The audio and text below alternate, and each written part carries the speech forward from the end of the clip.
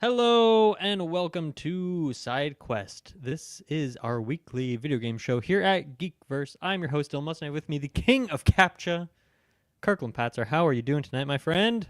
I'm doing very, very well. Yes, I'm excited to talk. We got a lot of juice actually in this Oh, can, so I'm overflowing. excited. You know I love my Overflowing with juice Extra tonight. pulp. Yeah, we're 1 day late, but that's because we're bringing the juice, baby. We're ready to go. Yes, 1 day late. This happens sometimes. We're busy podcasters. We got a lot of stuff to do. We just recorded a Daredevil thing. We had a review of Mickey 17 last week. Go check out all that fun stuff. But today we have a really fun episode where we're gonna talk about a couple news trailers things for Tony Hawk and Stranding. Then some of the games we've been playing for Kirkland, that's mostly Split Fiction, the latest game on the market. And then I have a couple just kind of quick shout out things. So it should be a fun, jam-packed episode. And you know what? Let's get right into it. I want to start with a little appetizer topic almost, which is just Tony Hawk's 3+4. I guess Tony Hawk's Pro Skater 3+4 remake. I don't know what the freaking full title of this game is, but they announced this after much teasing for the last few weeks. So they're making it. They made 1+2 that came out, I think, maybe in 2020, something like that. And they're finally here making 3+4, and it's coming out on July 11th. So pretty soon it's going to be coming to Game Pass day one. What did you think of this announcement? And also remind me, because I know we're both Underground heads, but remind me where you're at with like Pro Skater 1 through 4 and how much you played or whatever with those games. Yeah, my indoctrination, I'll call it, into the Tony Hawk franchise started with like the Pro Skater 2, and I think it ended there because it would have just been the PS1 era of those games. I can't remember how far they went with the 3 and 4s. I imagine I probably dabbled in like all of them at some point, maybe at a friend's house, whatnot, but no, that was like my introduction to the series for sure. And then my big deep dive would have been like the Underground. You know me, I'm a thug head like you. So that was like where I really jumped and fell in love with the series. And then because I think I played those ones so much, when I went back to play like the Pro Skaters, they just felt more arcadey. Not necessarily the gameplay, because the gameplay has always kind of felt the same, but you just kind of you go in and you do your levels and that's it. Where like I really appreciated the more like free roam aspect to the other titles. So yeah, I not like the biggest nostalgia attachment to those ones, just because I think I had a lot more time dedicated to those later titles. But yeah, it's still interesting, and in terms of just my reaction to the news, I think I just figured they would have ended on like the original release of the remaster, but I think if anything, it just has me curious on how far they're going to keep going with these remasters, and if they're going to eventually get to the American Wastelands, of course, the thugs. Yeah, so who knows? Crazy. We'll see what happens. Yeah, so this is very surprising for me. I mean, not surprising in the sense that they were teasing the heck out of it, and then I think even before it was announced, Tony Hawk, like on a late night show, was just like, "Yeah, we're making 3+4." I was like, "Okay, I guess that's confirmation as good as you can get here." But I'm surprised about this because after 1+2 came out, this was obviously before the Xbox acquisition, so it's still just Activision Blizzard. Vicarious Visions, who was the studio that made that game, they didn't close them, but they essentially folded that team into like making Call of Duty stuff, which was so sad when that happened. It's like, fuck, we have enough Call of Duty developers. These guys made a really great fucking remake.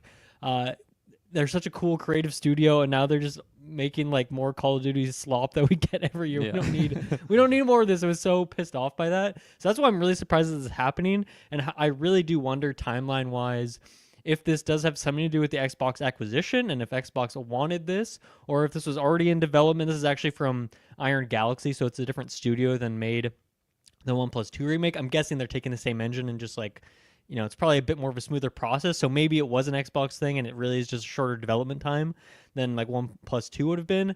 Not sure. That's kind of getting into some, I don't know, some tinfoil hat theories sort of thing. But I'm really excited that this is happening. It's weird though, because this is, announced for Game Pass, but like 1+2 is still not on Game Pass. And we still have seen very few things from Activision Blizzard hit Game Pass at all, which is weird because that acquisition happened like a long time ago now, like a couple of years ago, I think, at this point. Or I think maybe like a full year, maybe a year and a half since like they could start putting things on Game Pass, like we saw Diablo and things like that. So I don't know what's taking so long, and I hope they get 1+2 on there a few months before July, which is already a few months, just a few short Yeah. months before July, because I want to go through and play that in earnest, because we played that on the stream, right? Yeah, That's when we it was did? a PlayStation monthly release. That's why I'm so surprised. Right, it but it's wasn't not on the Game Pass. PlayStation catalog currently. So No, it's- no, it would have just been one of those monthly Yeah. titles. Yeah. But I really want to, invest some good time in that playthrough, master some of those levels, because I forget if it's 1 or 2. I had one of them on the N64, and then I didn't play any of the other ones. I never played 3 or 4. I don't think in my life. I like looking at the levels in this trailer. I'm like, I don't think I've seen any of these before, really, other than like maybe Thug has 1 or 2 of them. I don't know. They have some old maps in there, right? But then I was mostly a Thug guy, and then American Wasteland, and then didn't really play anything after that. So it's a series that has so many games, and I've really only played like maybe a quarter of them. So really excited for this. I've heard that 3 is very much in line with 1 and 2 in terms of the 2-minute timer. You got your 7 or 8 goals, whatever it is, and you're just like kind of mastering that. Whereas 4, it seems like that was maybe the first one where they opened it up a bit more in the structure and added quests and things like that. So we'll see what they do, because that could be kind of jarring to have those both in this one collection if they're very different games and the way they're structured. So we'll see if they like kind of simplify 4 to be kind of in that old formula, or what they'll do there. I'm very curious, but then that would kind of set us up perfectly for an Underground remake, which I think would fucking crush on sales front. I think that would absolutely demolish, because we're not the only ones who are big Thug fans, of course. Do you think they would do Thug 1 and 2 together, or would that be too much to give away when they could split it out into 2 separate releases? Yeah, I mean, coming off of like the formula that they have been doing, it seems like, keep releasing the 2 titles together. However, I do think those games are much bigger scale than the other ones. But I don't know, because I don't even know when, like definitely a couple years ago now, but not that long ago for how long it came out. I did actually play through like Thug 1 just because it might have been around COVID time, honestly, when I was just playing. Yeah. I was playing a lot of GameCube in that era, just Nice. keep myself happy playing some nostalgia games, during lockdown. And I played through that game, and I was kind of surprised on how short it took me to get through. So maybe it's not as daunting as a task as it is together. On the sales front, I think they could very much sell them individually on their own, because I think those are really, really big titles. But I think if I had to make a prediction, I would say they would bundle them. But who knows? Because then there's also American Wasteland kind of floating in the wind. I don't think there is another one. Maybe there is one that I'm. Well, there's missing. Project 8, and then there's I forget if Project 8. It was Project 8 the one that had the peripheral, or was that a separate one altogether? The one where they made like a Wii Fit board thing, and you would like do I think that was too? separate. I think that was separate. Okay. Yeah. Let me look it up real quick, because now I'm curious. Yeah, I remember playing one on the Wii, but I think that might have been Skate, like on the Oh, and then Wii. there was Downhill Jam, but that was like I don't the remember that different. one. Yeah, that was on the Wii, and I don't know where else it was, but that was like I think that was one of the first games I had on the Wii when like I brought it home. I had like Wii Sports and Tony Hawk's Downhill Jam, which was it wasn't like traditional levels. It was like only you're flying down huge maps and like it was like a momentum based thing. So we have Pro Skater 2, 3, 2X. I don't know what that is. Some sort of re-release. Then we have 4, Underground 2, American Wasteland, Downhill Jam, Project 8, Proving Ground. I think Proving Ground was the one with the peripheral, right? Oh man, or was it Project 8? I don't. I feel like Project 8 might have been a Wii release. Am I misremembering that? Looks like that was on Xbox 360, PS3. Okay. And then after that, Motion must have been that. Oh my God, what the hell? I remember Vert? they had. Ride. Okay, Ride must be the one. Okay, yeah, that Ride. had the thing. 100%. Because I remember they had like. And then there was Wii Fit Shred, Pro gosh. Skater HD, Shred Session, 5, Skate Jam, 1+2 Remake, 3. So there's holy shit. There's a lot more games than I thought there were. It's like the MCU. I mean, I think a couple of these are like iPhone games and stuff, but yeah. Oh my God, that's a lot to keep track of. Yeah, I remember they had like I think it was Skate they released on the Wii, and you could play that with the Wii balance board. Maybe also a Tony Hawk game, but then they had that Tony Hawk Ride, and you actually had a skateboard. Have you ever used that? Have you ever tried it? The skateboard? No. Yeah. The Wii I balance haven't board I either. did, and it was bullshit. It was so stupid. Okay. It was like it was all about just like the movement of your foot, but you can't actually jump off the board. Man, It'll We be Fit was always trash. Like even Yeah. just Wii Fit itself, like the game that it was meant for, Yeah. never worked very well. That thing was so janky for a Nintendo product that they were really shilling. I feel like they really dropped the ball on that one. But I guess that's the whole thing with the Kinect, Wii. though. I feel like Kinect had a good fitness. We had a couple fitness games on the Xbox Kinect, and it was actually pretty darn good. There was a boxing. Yeah, one there was I just had. a lot of other controversy around that console in general. So I think it kind of muddied the perspective of Kinect, I guess. Yeah. That's fair. Interesting stuff. Anyway, I'll definitely be playing this when it comes out, and yeah, hopefully I can jump back into 1+2 and get. Because man, whenever I go back to those games, that is not like riding a bike or like riding a skateboard. No, like it is not hard to at go all. back to a Tony Hawk game, especially after I feel like for me, I started out Tony Hawk's games growing up, played all those, or played the ones I played a lot, and then I got really into Skate. And then whenever I want to play a skateboarding game for the last few years, it's like I'm gonna go back to Skate, just Skate 3. I have it, pop it in there, all that kind of stuff. And then in going back to Tony Hawk, especially because I always played on GameCube. And then if I play on like PlayStation, I'm like a mess. I'm like, this feels so weird. Like I need the big green button to like do well at this. So yeah, I feel like I need to really master Tony Hawk again. I don't even know how good I ever was, but like, I played through those campaigns multiple times and always played with friends and stuff. But yeah, I'm excited to see the series kind of still just has consistently been kicking the whole time. It never really went anywhere, even though it feels like it died several times. No, yeah, I don't think I was ever good at those games. I feel like that was I got humbled on the 24-hour stream playing against you and Tyler Saris. I feel like I got my ass kicked by both of you. So definitely on the competitive sense, not for me. But I also feel like going through the story, I always like, because essentially they're like point collection games. Like you get enough points, and then that's how you like beat the quote unquote level or whatever you have to do. Like you just have to get a certain amount of score, and then you beat the challenge. In the Tony Hawk Pro Skater, like maybe there's more like collection or like grind all these rails or whatever it might be. But specifically for like Tony Hawk Underground, I feel like it's always like get the best score in the vert competition, right? Like something like that. So then I would always just like find a certain consistent way to get certain points, and then I would just like only do those certain tricks. So yeah, I've seen some YouTube montages of just people that have like mastered the game, and it's a high skill ceiling for It's not the type of game I would really think on the surface would, but very much it does.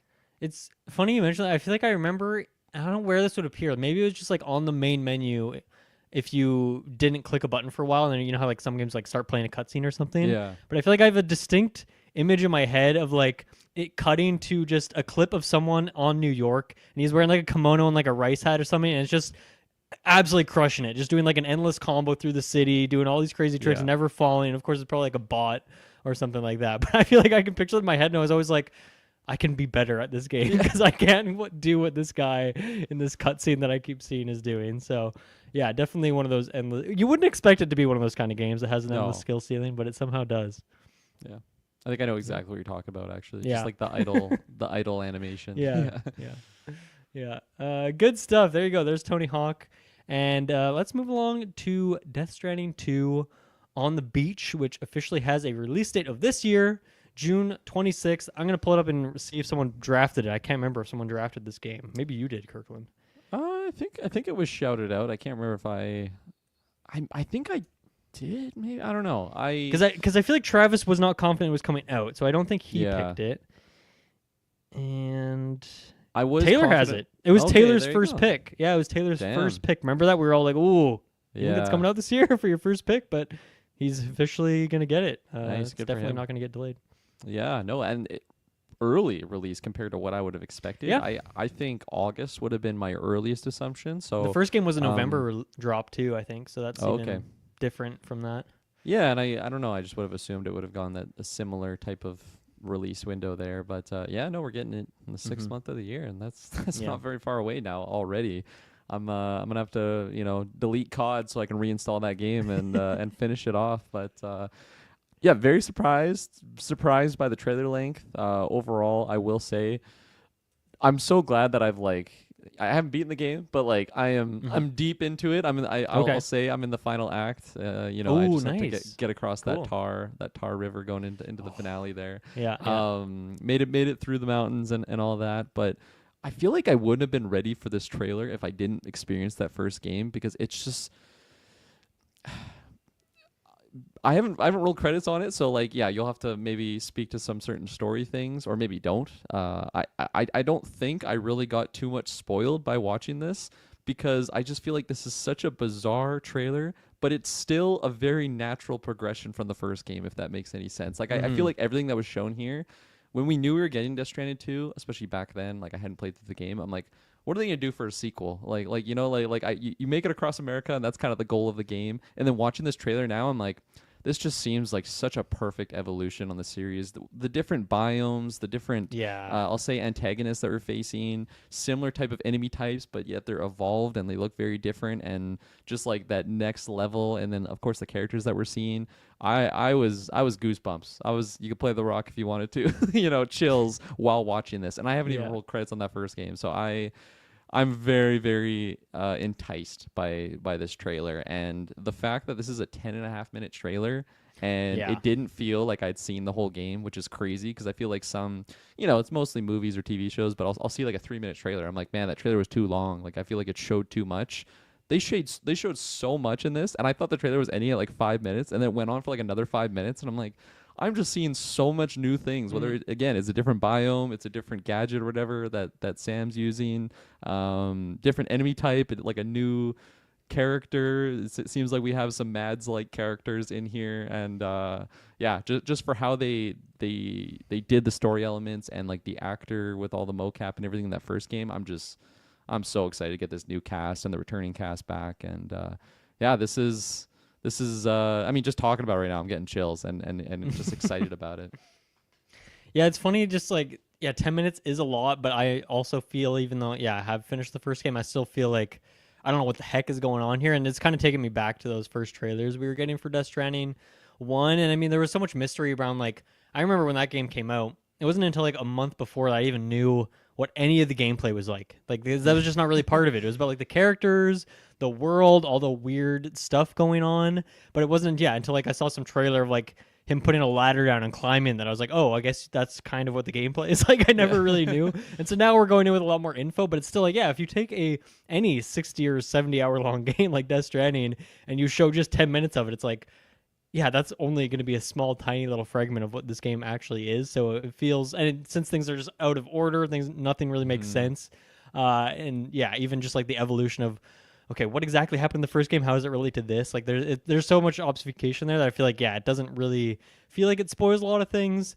At the same time, it is still 10 minutes of content. So I think for people who have really good memories, I'm not one of those people. If you watch this, you might, go into the game and be like, oh, I've seen this already. I've seen this already. So maybe don't watch it, I guess, in that sense. And in that same vein, like this is one, if we pulled up and like had the YouTube video going and stopped at different beats, we'd be here for probably 6 hours. So we're not going to do that. I think we're just going to grab some of our like, top level highlights of this. Maybe not try and spoil too much for people who don't want to watch it. But as you mentioned, like the environments, I think that's, of course, a really fun thing. We've seen a little bit of that with the previous trailers. Just like, oh, looks like a little bit more deserty. Some of this landscape with this rock looks a little bit different. But then seeing some more like jungle areas as well was pretty cool. And then on top of that, the other thing that really stood out to me was like some of the more weather effects, because you'd have weird stuff going on with like the BTs and like certain areas that you go through. I forget they call it, like those chaos kind of areas, right? And things would be a little bit more wild there. But in this, we're seeing like very Breath of the Wildy kind of things, like, oh, this patch of grass is lighting on fire, and then it feels like that's just going to keep spreading out. And now this is this new obstacle you got to deal with. There's lightning, which I'm sure in the Breath of the Wild way, like that hits grass, it'll like start a fire. There's like sandstorms rolling through and these kinds of things. And I think that's going to be, gameplay wise, like seems like that'll be maybe the biggest evolution on that basic delivery gameplay, is okay, well, now there's like new obstacles you got to deal with on top of all this stuff, and then I'm sure that'll roll back into your gear, and it's like, okay, I'm gonna get this gear that gives me better protection against like sandstorms, or like this stuff that's like, oh, fire retardant pants that I can just like walk through fire if I want a little bit before my shit gets burned. So I feel like that seems like maybe from here, maybe one, and then like another kind of AI type thing that seems like that would maybe be the other highlight, is like at one point there's a bike,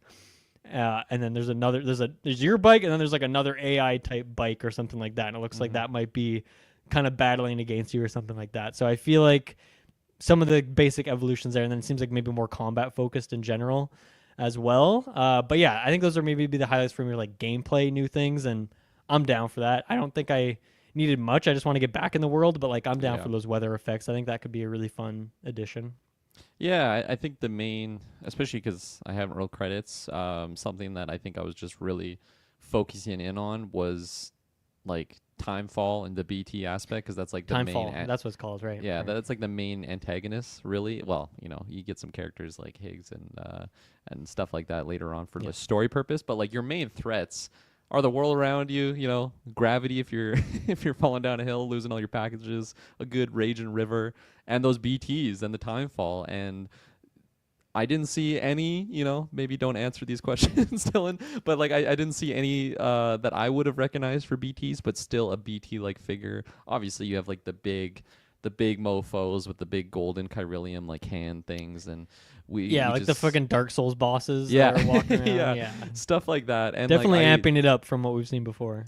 like Hideo Kojima and all of his pieces of yeah, I'll say pieces of media. It's so weird to say, but I'll say it. Like whether it's like the Metal Gear Solid era, like I just feel like he has such really unique, like just creature designs and character designs and whatnot. And obviously, the first Death Stranding game brought us some really original and just funky looking things. And in here, it was just like up another level. Like when they're like like they just look like these creepy oily hands going through the tar, and then it just like morphs into this different thing. And I'm like, man, like this is an original world that he's taken us on, and he already did, and now we're just going back in it. But it's I think I don't want to say like pessimistic, but I feel like, okay, how can he one up what he already did and like really make the world different? But like, man, just judging by this trailer, it seems like he completely, well, him and his team could completely achieve that. And yeah, the big thing that really caught me by surprise, just impressed me, was the different biomes. And I think there was only like maybe one or two sequences in this gameplay trailer. Well,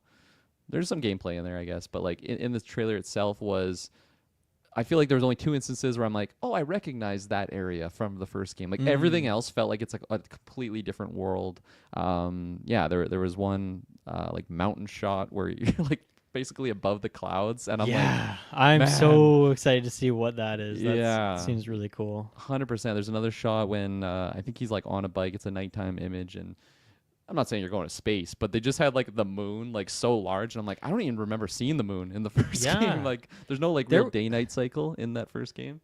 Yeah, there was a lot of like spacey things in here. There was that moon. There was another shot Yeah. of like a nebula that was like very close. There's at one Yeah. point like a spaceship seems like it's like flying off. So I don't know. I feel like I don't know if we're going to the moon in this game, but like I would not be shocked if we go to the moon in this game, which is kind of a crazy thing to say based on like somewhat how grounded the first game. It feels weird to call the first game grounded, but like it is to a certain extent. Like you feel Yeah. every step. And Totally. imagine being on the moon and like just kind of hopping around. Like that would be very different for the gameplay. Plus his logo, right? It's like the spaceman, right? Like it appeared in the game a couple times. The little figure. Might be True, seeing true. that.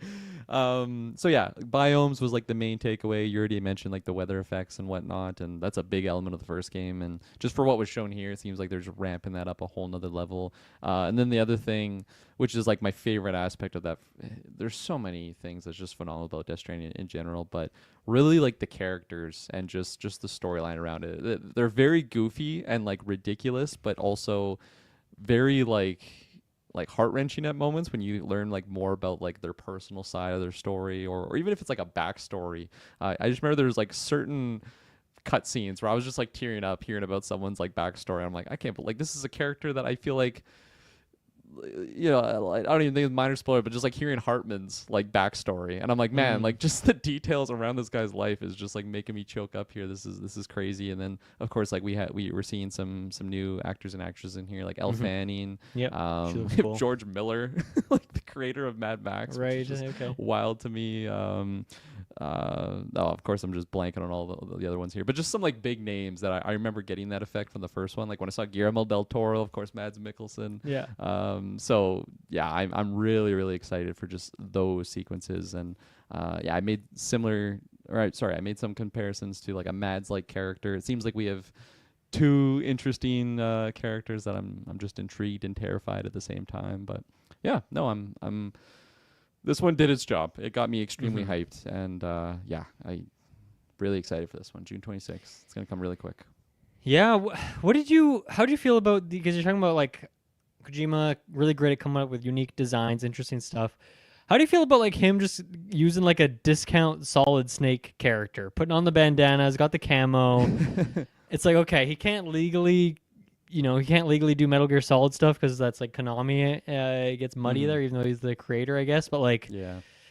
I didn't love that necessarily. I just, it's like, can we just do something different? Like, haven't you done that before? So I'm curious what the story purpose, like if there's a story he's trying to tell with that of like how Konami wronged him or something. But like, I don't think that's really what I want from this game. So that was the one thing that was a little That's for fair. me. But what was your thoughts on that? Yeah, I think for me, well, right away I was like, oh yeah, it's Solid Snake, like little on the nose. Holding the for me gun. initially. Yeah. I think my how I was talking myself out of it was like, well, maybe it's like we had certain dream-like sequences in that first game where maybe we get thrown into like a different era, like minor spoilers, like a World War II type setting that you get thrown into. So like the characters are just dressed really differently. So maybe that's just like one of those sequences where it's not really going to be the main characters, or sorry, the character's whole identity, but just like a certain level or something, just to like, I don't know, like if it's small and minor, I think I can appreciate it in that sense. But yeah, it's pretty. I don't want that. I'm with you there. And even in Death Stranding 1, the director's cut, like they had some Metal Gear Solid things in there, right? Like the director's cut specifically brought like Solid Snake's like box that he had, like the iconic one. Like actually Metal Gear Solid, like the word Metal Gear Solid's in the game? No, I'll pull it up as we're going here. Because I'd be surprised, like just with the rights issues. It was just like it was the cardboard box, which is like the classic like Metal Gear Solid. Like, yeah, okay. Like, but like they didn't call thing. it like Metal Gear Solid so. box. I don't think so. Okay. No, I'll do a Google here. Yeah, take a look at that. Also, I think because I talked to you first about Days Gone, and then I talked to Travis more about Days Gone. But later on in Days Gone, you can get like a Death Stranding like BB bike. So like where the gas can is on your bike that you're riding around, you can just like get like the little BB tube, and so you can just have BB with you in that whole journey, which I really like that little DLC add-on. That was really fun. Nice.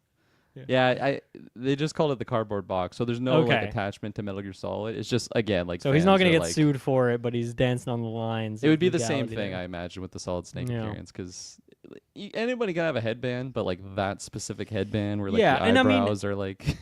Yeah, I mean, a good point. Like, because I feel like even the shot we got in this, where like there's the Metal Gear Solid looking guy, and there's like the 3 or 4 guys with him. Like, I feel like we actually got a shot that's like almost identical to that in the first game with Mads Mikkelsen's character. So you know, we're already kind of dealing with it, but then when you put the bandana on, okay, now we're getting a little close for IP comfort here, so we'll see what goes on there. You know, story wise, like one thing I thought was kind of interesting choice is like, okay, so BB is like grown up now, like toddler status now at this point. It looks like Fragile like straight up sacrifices herself in this trailer for BB, but it's like there's no way they would just show that character dying in a trailer, right? Like that can't be what actually happens. Yeah, I don't think that is what's gonna happen. Maybe it does, but then you still like interact with her throughout, like maybe just through trippy mind sequences. That happens a lot to Sam, where he's like just talking to people in dreams, right, in that first game.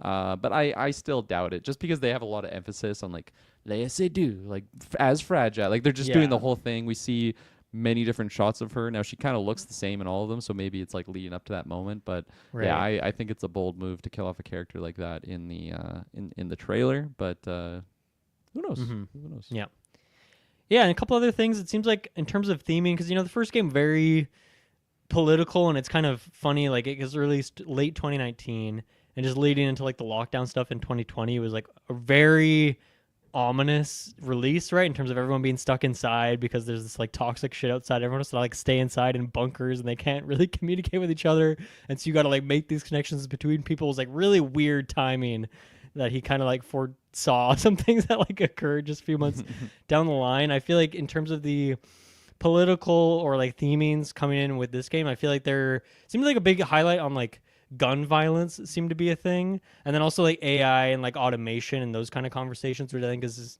obviously double poignant just with like the debate going on right now with AI and use in games and things like that. And even just a couple weeks ago, Call of Duty like got dinged and had to like update their Steam page because they had like AI assets in their most recent game. They didn't disclose it, but now like it's big in text on their like Steam page and all this stuff. So obviously it's very prevalent stuff right now.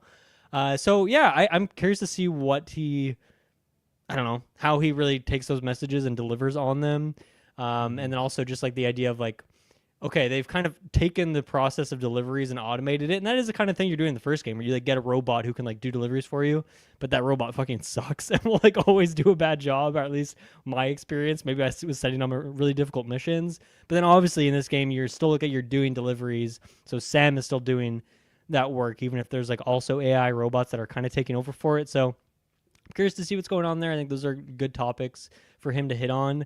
And I think maybe my last point was like, this trailer really feels like it's trying to set up that this is the end of Death Stranding. Like, this is going to be the last Death Stranding game, or this is the end of the world, whatever it is, something like that. No, of course, things do that all the time. It's a good marketing buzz to get people to buy the game because you want to be there for the end, and that sort of stuff. I think it's probably too soon to tell. I would not be surprised if after Death Stranding 2, if he goes off and does other things for a while, but maybe the IP comes back later. But yeah, I don't know. I don't know how I feel about that until I play the game, of course. But like, I don't know if I get another 60, 70-hour long journey. I think I'm fine. I think we got our 2 games. We plus the director's cut. Like, find him to go make some other stuff. But I don't know. Any thoughts on that, or was I just kind of reading into some of the verbiage too much? Do you think? I don't think you're reading into it too much. Like, even there's like a quote Fragile has where it's like, for this ultimate threat, we must all band together. So it very much feels like an Avengers Endgame, like we're all coming together to finish this together. But I personally feel like it's too early to really tell. But because like, I don't know, I feel like going into Death Stranding 1, I never would have assumed it would be getting a sequel just for what that game was setting up, where you're bringing, the cities of America together, and that's the goal of the game. Once you're done, then we're all going to be connected and happy, kumbaya, but then here we are, Death Stranding 2, we're evolving, we're going further, and who knows, maybe the third game is just all in space. We're fully going out there. Yeah, maybe. I wouldn't put past them, but I am loving this franchise, but I think for how original and just fantastic this is, I would also be remiss if I said I would also not want, the next Kojima property, because I love this world that he made, and I think there's even more just original tales that he has in that noggin. Yeah, I mean, I think the world is obviously ripe for so much more content, but I wonder gameplay-wise if we reach a point where, okay, how much more are you going to do with like this type of gameplay? Obviously, me and you and Travis, we love the gameplay of it, but not everyone does, and I do think it's a type of gameplay that doesn't have an infinite amount of potential to it. I think it is going to hard cap at some point, and there's already so much that the first game added, like even the director's cut adding a bunch of stuff too, right? So I don't know. Eventually, you'll run out of stuff. Okay, last question for you. In terms of like, obviously they have the weather effects, feels very Breath of the Wildy. A lot of things are influenced by Breath of the Wild. Breath of the Wild came out 2017. Death Stranding 1 came out 2019. Who knows how much influence there was there. When Sam climbs to the top of that mountain above the clouds, do you think he's hopping on a glider and flying back down to the surface? Are we going to get the glider moment? Yeah, I mean, I think yes. You will. It seems like a proper evolution of just his tech. Now, I didn't fully roll credits on that first game, but I don't remember ever seeing like a watercraft that you have. And then, of course, in this trailer, they're showing like it's like a paddle boat type thing that he's right. rocking. Yeah, I don't think because there's rivers. But I think some things float, but I don't think you ever like get it like a boat, right? Yeah, and then I think you can jump on like your little carrier bots, like if you have no cargo on it. But like that's the extent to it. It's tough because like I feel like it would be very limited in its use. Like you can't just be flying around like you're in a Boeing 747 or something like that. Like once you get that piece of equipment, because such a big aspect of the game. Yeah, is especially if you're carrying a bunch of shit. Like you're probably not gonna fly super efficiently. Yeah, exactly. But who knows? Maybe it's just setting up. It's like you get to the top of Everest, and now you just got to march down, and that's what that journey is. Maybe that's the final scene of the entire game. It just ends there, but I doubt it. Yeah, I wonder if that seems almost like counterintuitive to the way Death Stranding is designed. Is that like there's obviously a lot of backtracking that occurs in the game, but also if you really want to set up these pathways, it takes time to do that, right? Whether it's something as simple as like using a series of ladders to climb up with things so you can put a rope, and then you can like climb that next time. And then obviously like building out the highway so that you can use that further on down the road. But then also like something like the zip line feature where it's like, okay, this can take you from like a huge peak to like some other huge peak, but you have to climb to those peaks individually to get to those points. And so I don't think I ever really used that at all in that game because it just didn't really make sense with what I was doing, I suppose. And so that feels like almost counterintuitive, is like to climb up to a thing and then just like fly down. It feels like that would be too easy. But as we've just talked about, with like the weight of everything, dropping boxes left and right to just like go straight, I don't know. I think it could be fun. So we'll see. I feel like that's probably going to happen, would be my presumption. And maybe it'll be limited. You know, won't be moving around like Link, but it'll still be in there. And I think that could be pretty exciting. So any last thoughts on this bad boy here before, do you think, I don't know, are we going to get anything else? Maybe one more trailer before then? I don't think we'll get another big juicy one like this. I think maybe just one more like launch trailer-y type thing. Yeah, so because thinking back to that first game's like release, I felt like we had a bunch of like teasers or just like trailers that, like, especially because we hadn't even played the game, we're like, we have no idea what the fuck we're looking at with any of these sequences. It would show us like a mad shot with a couple World War II soldiers. Next thing you have naked Norman Reedus with a bunch of handprints all over him with a baby, and you're like, I have no idea what's going on in this game. You know, we played through that first game, so there's some similar things we're seeing. We're like, okay, I think I kind of somewhat understand what's going on here. But just looking back, I was trying to remember if we had like a proper gameplay, because like you said, I feel like I really didn't know anything about the gameplay of that first game until I actually watched Kojima like stream where he was like playing the game. I don't think he was like, it was like full stream or just game, like a quick little tweet or something that he put out about the game. I just remember, I feel like he was the one who I saw the most gameplay through, and maybe it's just because I wanted to avoid it. I wanted to go in as blind as possible. Yeah. But yeah, I would be curious if we would get some sort of gameplay trailer. There is gameplay in this trailer, but like a gameplay focused trailer. I don't think it needs it at all. Like maybe a quick little. Yeah, I don't think that's like the selling point of the series, I guess. Yeah, for sure. Yeah, and I mean, if there's a state of play between now and June, which they have been doing like a PlayStation thing at the end of June for the last few years, so I don't know if the timing would work out for that. But if there is a state of play, there's definitely going to be a trailer in there. Just another short one just to remind you, hey, it's coming out, that kind of thing. Yeah. All right, let's take a quick break, and we will be right back. We are back. Let's talk about some of the games we've been playing. I've got 3 quick ones for you, and then we can go into the main topic here. I mean, one, I think when me and you did the state of play breakdown, the most recent one, we talked about Astro Bot getting some new levels. I've been playing through those new levels, and it's great stuff. You know, it's one of the best games of last year. One game of the year all over the place, and now it's like, oh, we're just gonna add 5 free new levels for you, and they're exactly what I want, which is like at the very end of the game, you unlock some really difficult platforming levels, and that's what all of these are. I think there's still one more that has to come out because they've been releasing them weekly. I think that comes out this week. But yeah, they're just like really difficult platforming levels, no checkpoints. So you have to do it from start to finish. So you got to nail every jump perfectly, really precise. So really fun. And it's like such an easy game to get back into, even though it's like really hard content. So really enjoying those. Those things are great. I don't know how much more I have to say about Avowed. I just need to keep talking about how much I love this game and how like I want to play other things. So I have more interesting things to talk about on the podcast, but all I want to do is play Avowed. So I just want to make a quick pitch to you, Kirklin, because originally I talked to Taylor about this game, and I was like, "Okay, you're a big Elder Scrolls fan. You're gonna love this game. Please go play it." He's probably not. He's probably gonna go play Call of Duty, but that's fine. Maybe some part of him will want to take my advice and play it. With Travis, I don't think I tried to convince him too much last week because like he doesn't like first-person things. He's laid out how he has his next 5 games planned out that he's playing, and Avowed's not on that list, so I don't think it's gonna happen. But a quick pitch to you. Is really just, man, the combat is so freaking good in this game. And once again, as an Elder Scrolls fan and as a Skyrim fan specifically, just because this has that similar, like, two-handed system to it where it's like you can put whatever you want in your right hand, whatever you want in your left hand, and then you can kind of make these fun little hybrid play styles.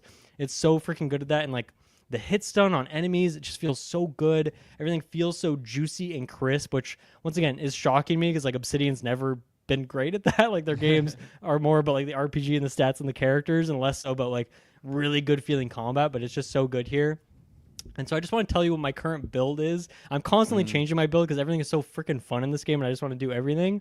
But my current, whenever I roll up to a fight, there's an encounter of like 5 or 6 enemies.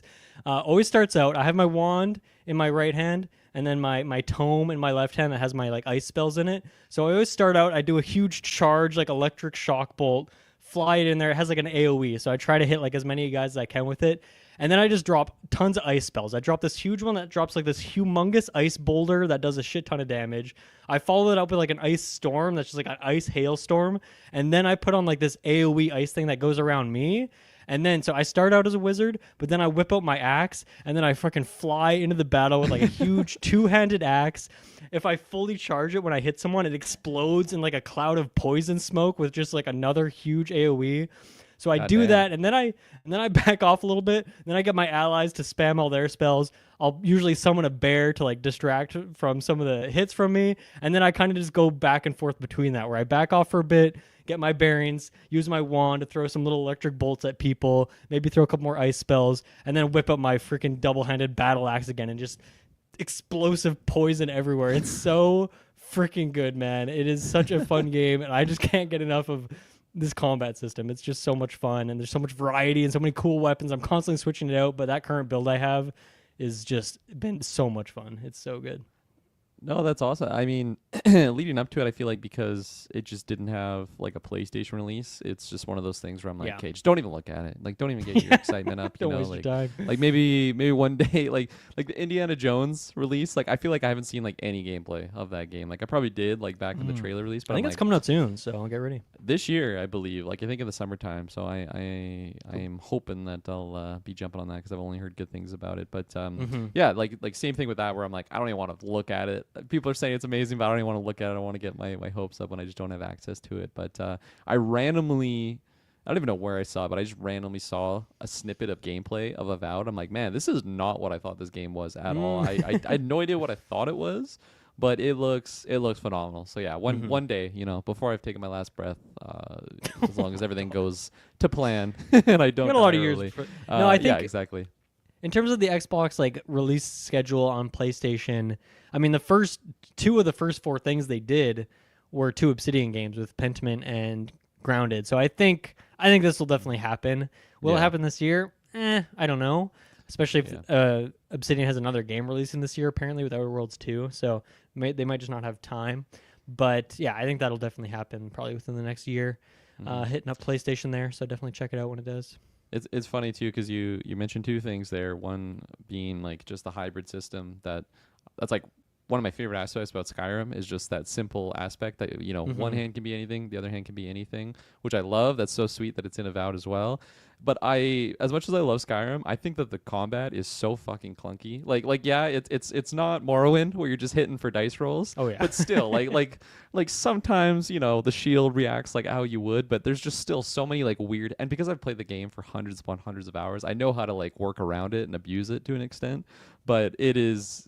Like when I play, like even like Dishonored, like I feel like the combat is so much cleaner in your hits don't feel like Skyrim. they're hitting enemies in Skyrim. You know, you see the health bar going down, but that's like the only way you would know. Yeah. So you saying that it's fluid, I'm like, man, like you're combining something that I love about Skyrim and then making it clean, crisp with like the nice combat. And it's cool that you're able to switch around like that and have comrades. Like I don't even know, like I didn't even know that there was comrades and companions you can have in that game. And I feel like I don't even want to know more details about the story or gameplay from you. I want to be able to go into as blind as possible. But sounds amazing. And that one little snippet that I saw, I was like, yeah, I'm glad I'm not like hyper focusing on this game because I would just be itching to jump on it. But that's awesome. I'm glad that you're really loving it, especially with just how much weight you had for this release. You know, it would have been really disappointing if you had a big build up and just it didn't hit well.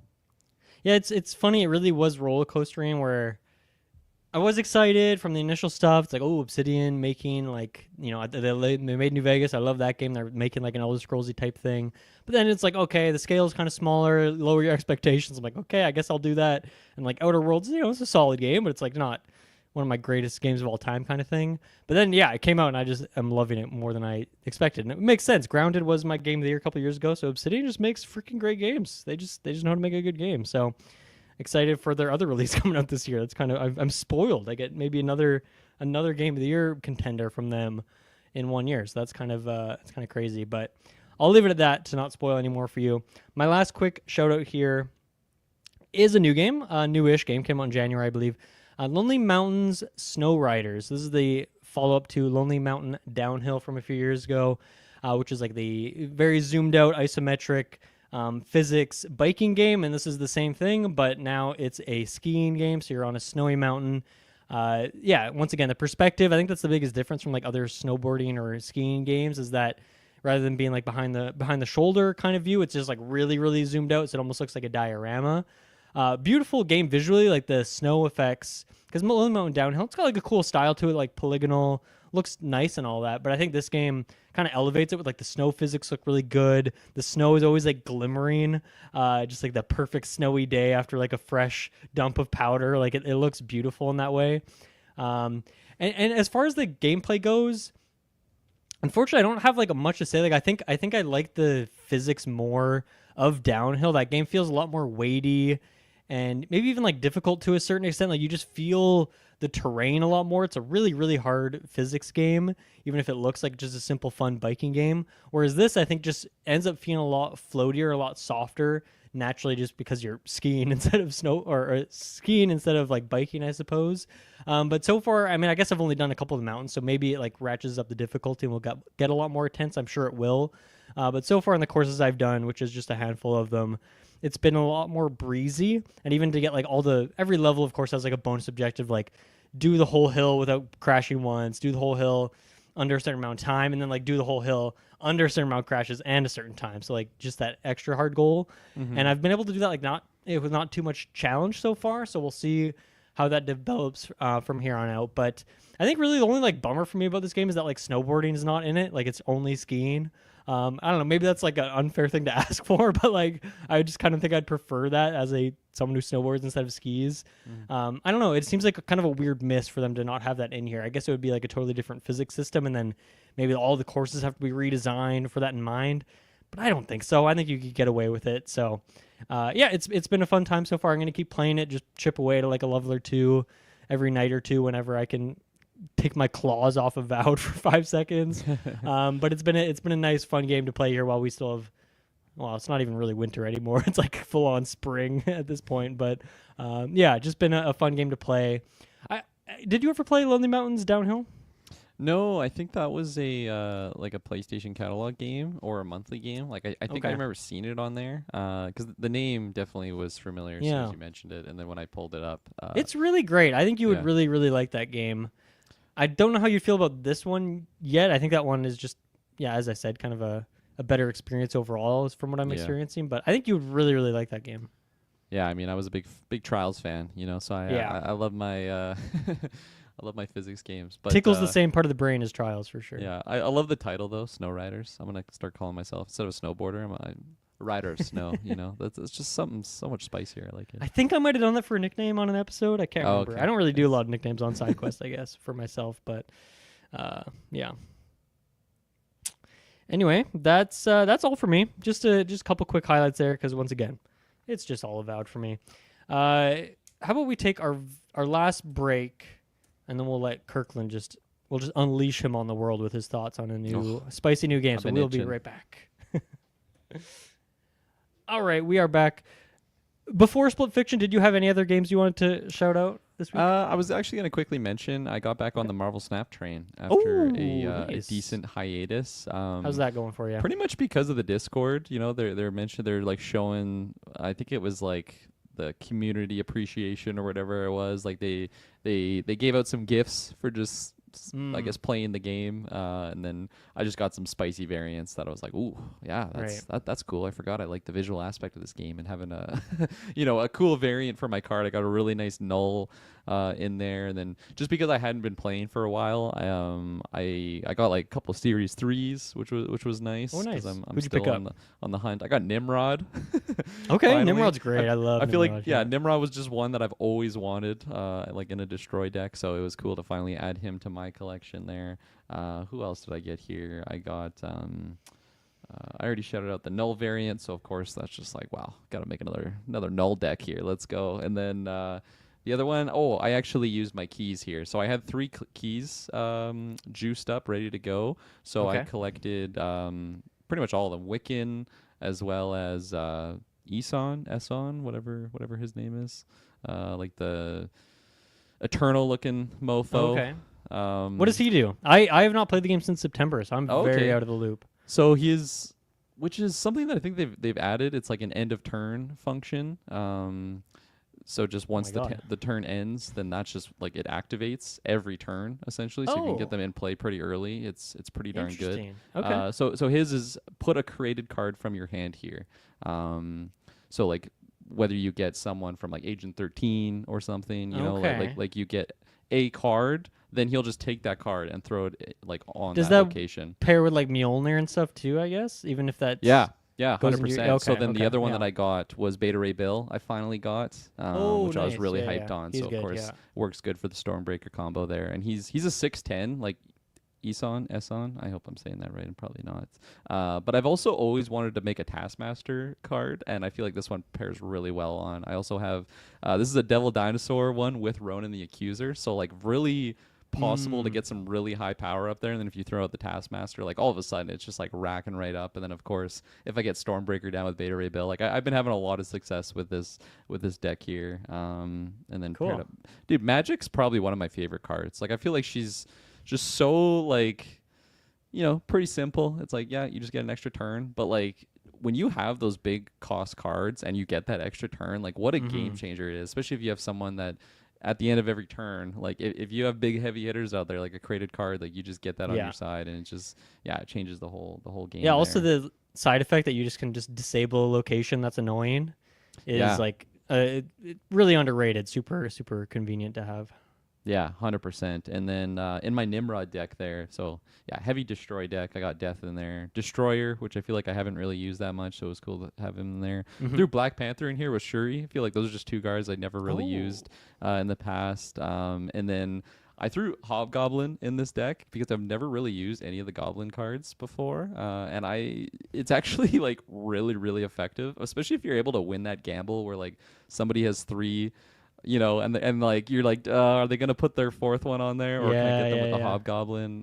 It feels so good when you jam that 4th spot. Oh. And then they throw out like the emote. They're like, darn, you know, they're just frustrated, and I can just there's no all chat in this game, but like you can somewhat all chat with the animation. Yeah. So no, it's been fun jumping back in there. I knew it had been a while because of course like at end of every season when you come back, it's like this is where you finished last season, and then you know they bring you down a little bit for your rank. It said I was at like 13 and I went to 13. Like I'm at the bottom. Like I probably didn't even play last pass or whatever it was, but no, it's been good. Just jump back in there, good little casual, you know, card game. So you only have a I don't even think because Essen I think is pretty old now, I guess, because the Eternal season was a while ago, right? Yeah. So yeah, you're picking up some kind of older cards, but they're new cards for you. But how have you fared against like some of the new stuff, or are you getting queued against new cards and stuff as well? How has that stuff been? I think normally when I like haven't played in a while and I jump in because it's just so low rank, like I just kind of feast on kids that have these very basic decks. This is the first time. I guess they do try to pair you against people who have similar collection levels. Yeah, so it might be a similar boat. This has been the first time though where like I feel like every opponent it says like never before seen card, you know, like But I also just haven't played a lot. Like I was getting that with like Madam Web and Scream and like some of these cards that I knew about, but like I guess I just never witnessed before. Yeah. So it's been I'll say it's been more challenging than I was expecting, just because I'm seeing some newer cards than I'm used to seeing, at least at this progression stage. It's usually like later on once I'm getting like I've never been infinite or whatever the number is, but like still, like once you're getting up there, that's when you start seeing the more, I'll say, quote unquote, meta decks. The meta cards, where people are really abusing stuff like that. But it's been. Of course, there's times when I just get hard countered. It's like, okay, well, I'm just gonna have to retreat. This guy, his whole deck is just countering me, so I'm not gonna win this one. You can't win them all, but no, it's been fun, especially every time I get like new cards. It's just fun like playing around with different strategy and just trying someone like Nimrod, where I've always just wanted to have him in a deck, and then or even like when I got like Zola a while ago, I was like, man, I've always wanted Zola in here, and then I was having like the worst luck with Zola. I'm like, oh, Zola's terrible. I hate this. I'm never using this card again. But it comes in waves. But I've been having fun with it. Yeah, half the fun is just making new decks, and then half the fun is playing them and then losing and be like, fuck, I gotta make a new deck. This one sucks. And then you get a variant for a really bad card, and then you're like, I gotta make a deck around this really bad card, and it never goes well. But never goes well. All right, Split Fiction. This is the latest game from Hazelight Studios, who made Brothers, A Tale of Two Sons, A Way Out, It Takes Two. I believe It Takes Two is the only one that you've played out of that crop. Is that correct? Yeah, just Okay. that one. Which is a game that you love. You love that game. I do love that game. Never got through it. Shay really didn't love the animation. I was hoping that this game will get her excited about the about the franchise, or I guess it's not franchise, just like the developer studio. Yeah. And just their types of games. But the animation was something that she just really didn't love, and like just some of the characters in that specific game. So we'll see. Maybe I'll just enjoy my split fiction time for now. Yeah. Take it away. What are you thinking of this game so far, and how far in are you? Yeah, no, how far am I? I think I'm about 5 to 6 hours into the game, which I think is very low for just how much I've been playing and like having fun with it. I looked online. I think it said it was about 10 to 12 hours, so tells me I'm about halfway through, which is sad because, man, I absolutely love this game. I think I can safely say this is the most fun Shay and I have ever had playing video games together, which we played a lot of games together. And this is like, and like we've had a lot of good times playing Cult of Lamb and stuff like that. Like we've really gotten into games together. But this one, like, just multiple times we're like bursting, laughing out loud of just like some of the kooky things that are happening. Really satisfied with some like intense sequences that are happening. It feels like a really good difficulty level. And you know, like Shay plays video games, but she mostly, like, she's been playing a lot of Hello Kitty Island Adventure. Hell yeah. But she's been going hard on that. You know, it's a pretty Animal Crossing par game, so that's kind of her franchise. Stardew Valley she got really into, so those like plays the cozy games. Yeah, the cozy game. She was it Konami Lane? I think that's what that was Lane. called. Yeah, Konami Lane. That sounds like hell. Yeah, just like IP infringement, slot machines. Yeah. So yeah, she loves cozy games. And playing It Takes Two. You know, there's some frustration. It's like a 3D platformer and like pretty challenging at times as well. Just like some of the rhythm aspects. So I was curious how she was going to really latch onto that. I think just the idea of what the game was overall was enough for her to, because when you're enjoying it, like, it makes it a lot easier to get into the mechanics. And she's been crushing it. Like, she's really impressed me. Just like some of the challenges are difficult. Of course, there's been ones that we just can kind of get stuck on, but we did make it through. And I just feel like the game is such a good difficulty level where there's no difficulty settings. Like, you just jump into it and that's what it is.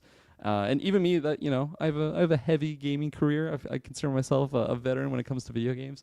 There were still many times when I was having issues with it, but like together, just the way that they sculpt these co-op focused games, and they just do them so well with, you know, the list of titles they've already had, like It Takes Two, which is a former game of the year, like rightfully so. And I hope they keep making these because they do it so well. And yeah, no, I'm juicing and loving this game, and this is one that had a really high build up for me. I was really hype, had extremely high expectations, and completely blew it out of the water. I'm loving this game so much, like even more than I got out of It Takes Two. I just think the characters and the worlds and everything that we're jumping into is so fun. The way that they do some of just like the challenges, and of course, like, one character is doing something different than the other character, and like together you're getting through it, but you're doing something completely different, and it's just so fun. Like really just doubling down on the fun aspect. It's like when you talked about Astro Bot, and like just the level of fun that you have when you're holding that control and playing it. That's exactly how we're both having it with this game, which is phenomenal. And yeah, so that's my initial hype and where I'm at in the game. And then just, getting into it now. You know, if people don't know what the game is set up on, there's two characters, Mio and Zoe.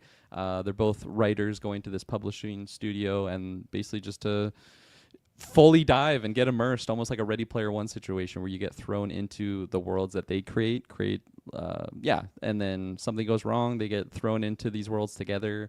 They're both fiction writers. Mio is all about sci-fi, and she hates fantasy, and then Zoe's all about fantasy, and she hates sci-fi. And of course, those two characters get thrown in the mix together, and then without getting into story spoilers or anything like that, you basically go from one main level will be a sci-fi level, and then the next one after that one will be like a fantasy level. And then in these worlds, and some of them are pretty long, like like I think some of them are definitely longer than others, but one specific sci-fi one, I felt like we were on it for like a good amount of time, like pretty much 2 hours. Like it was wow. long. Okay.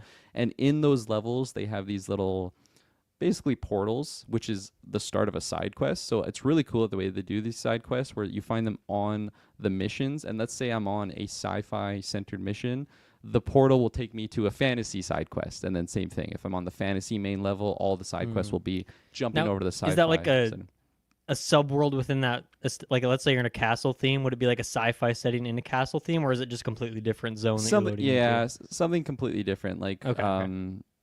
yeah, like one I'll tell you about is you're in the main, like the first like main sci-fi area. You're basically like a cyber assassin, so it's all like the Neo Tokyo like cyberpunky Nice. type Yeah. aesthetic. And then the portal that you go through on one of them, you turn into a pig and you're just like on a farm, and you one character farts rainbows, and that's just kind of their mechanic where they can Okay. hover and float around, and the other one like turns into a spring and they just like are able to jump really high. And it's Hell so yeah. goofy and it makes no sense, but of course these are all stories that these characters Yeah. wrote. And so the character's like, yeah, this is the first story I wrote for like a children's book. And they like it's so funny, just like the dialogue the two characters have where they're like criticizing each other's work. It's just like, well, yeah, it doesn't make sense, but like I didn't publish this story. Like this is just like an idea that I had, so like it doesn't Right. fully make Right. sense the way they do it. But yeah, this one, like you start as a pig, and then by the end it like transitions where you go into like a meat grinder, and then you become a hot dog, and you're like rolling around as hot dogs. You have to like get grilled. You have to like ketchup and mustard each other. It's Hell just yeah. so goofy and fun and just ridiculous. And because the whole idea is these are just ideas that these writers have, like it just it fits the world so well. And like every time we're starting a new level, I'm just so excited on like what are we gonna do?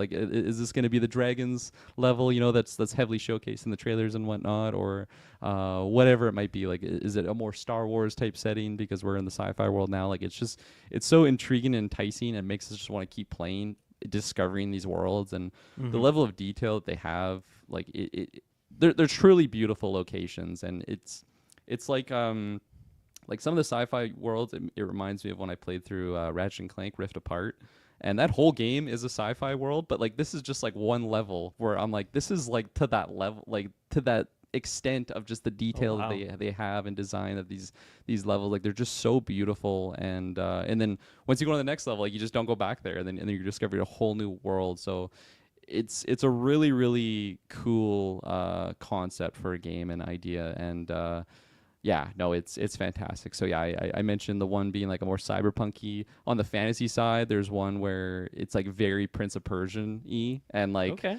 pretty much like Sands of Time, like to the T. Like they even mention like some little references there, and it's the same thing in the sci-fi world. I feel like they do a really good like, remember this game, what this is based off of. And then of course, if you're a fan of just video games or pop culture in general, like you'll probably clue in on those references. And they've been really really fun to go through there. But yeah, no, it's just an amazing game, and I highly recommend it to everyone.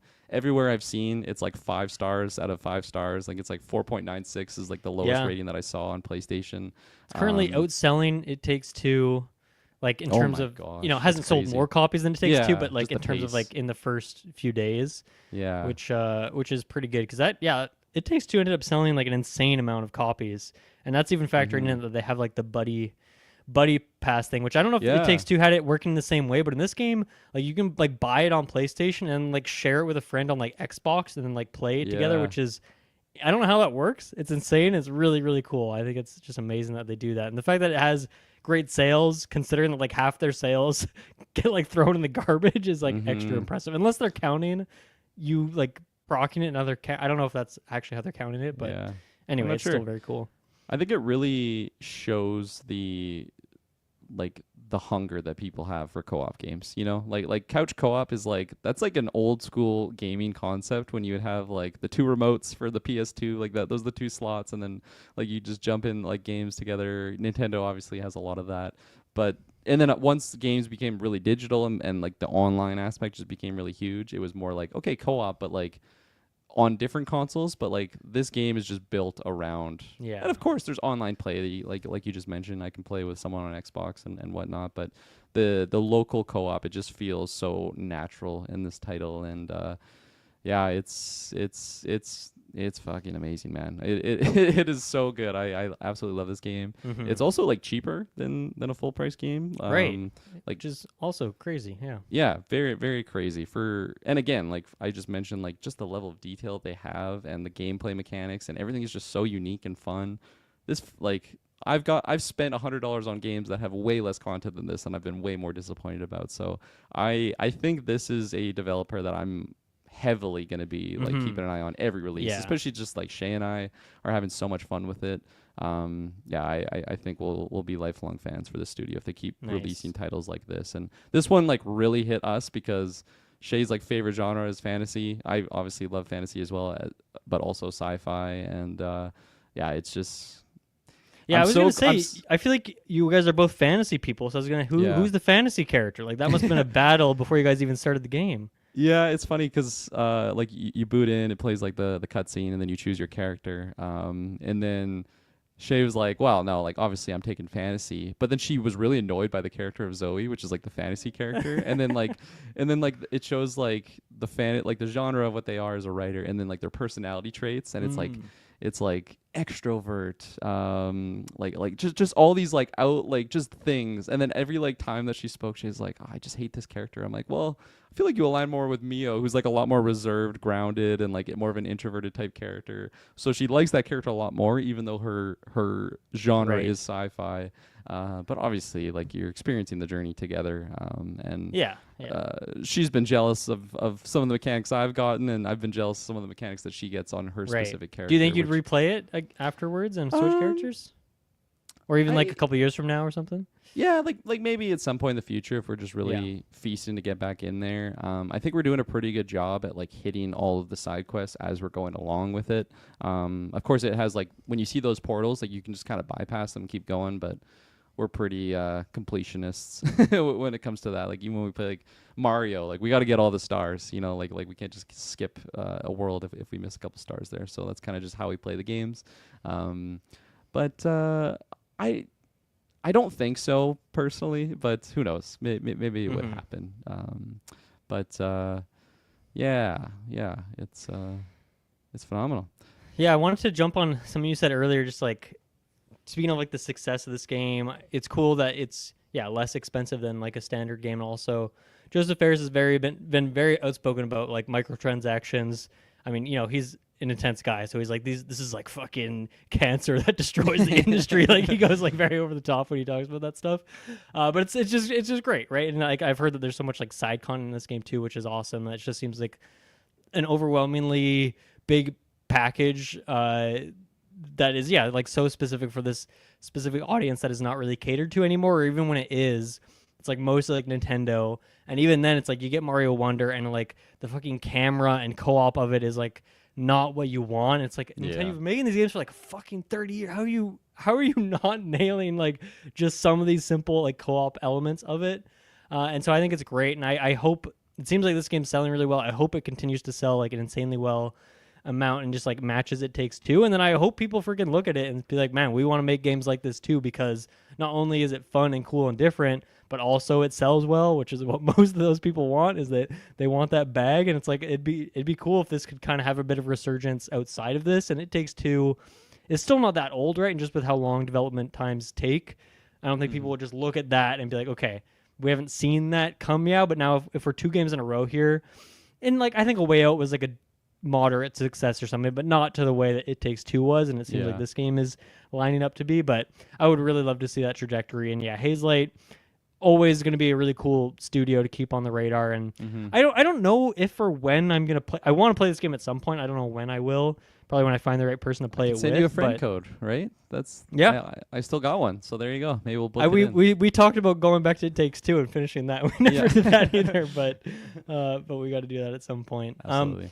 What is your, and you know, you're halfway through the game, you've already talked about a couple specific sequences, but when I think of It Takes Two, the first thing that comes to mind to me is like the fighting game sequence on the back of the plane, like that sequence. What is your like highlight gameplay favorite sequence that you've played in this game so far?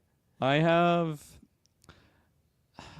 think there's 2 I'll mention. One that's my favorite that goes along with my name, which was just such a It's like when you play It Takes Two and you play like the Street Fighter sequence and you're like, man, this is just so bizarre and not what I was expecting, but this is crazy. There's a moment, it's in the Cyber Ninja sequence where your two characters are riding a bike. One character's on the bike and the other character has to do a hack. So one character is like doing a high-speed chase where you're like avoiding like gunfire and it's like so fast. You're going like Mach 1, whatever the hell you're going, and you're just flying on this like neon Tokyo type setting. And the other character from your screen, and this was my character, you pull up a phone and then you have to like with your thumb swipe. You have to align the phone so it does like a face read to log in, and then it comes up with a CAPTCHA, which is like select all these things, like select all the boxes, for example, like one of those.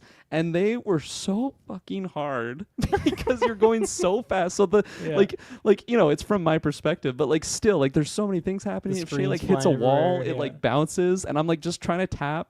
It shows I have like 3 seconds left, like of time, and I'm just like trying to get the right boxes, and then I like choose one. I'm like, oh, is that like a corner of a box? You know, like how those captures go.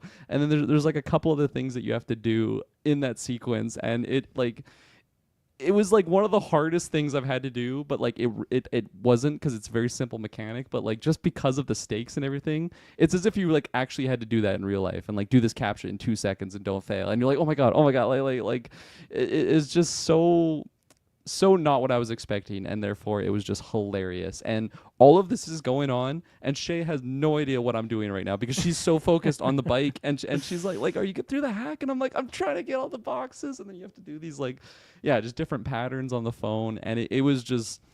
It was just stellar. It was just such a fun sequence. I've seen a bunch of things like online about this game, and a lot of people are highlighting that specific moment because it's just so outrageous and not what you're expecting. It's phenomenal.